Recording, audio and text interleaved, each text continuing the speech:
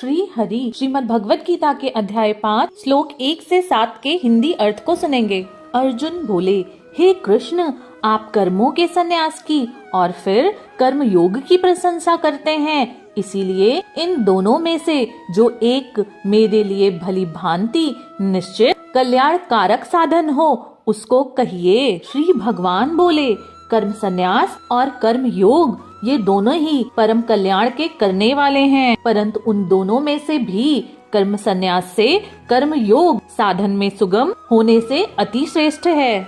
हे अर्जुन, जो पुरुष न किसी से द्वेष करता है और न किसी की आकांक्षा करता है, वह कर्मयोगी सदा ही सन्यासी ही समझने योग्य है, क्योंकि राग द्वेष द्वंद्वों से रहित पुरुष सुख पूर्वक संसार बंधन से सदा ही मुक्त हो जाता है। उपयुक्त प्रकार से संन्यास और कर्मयोग को मूर्ख लोग पृथक पृथक फल देने वाला कहते हैं, न कि पंडित जन, क्योंकि दोनों में से एक में भी सम्यक प्रकार से स्थित पुरुष दोनों के फल रूप परमात्मा को ही प्राप्त होता है। ज्ञान योगियों द्वारा जो परम धाम प्राप्त किया जाता है, कर्म योगियों द्वारा भी वही प्राप्त किया जाता है। इसीलिए जो पुरुष ज्ञान योग और कर्म योग को फल रूप में एक देखता है, वही यथार्थ देखता है।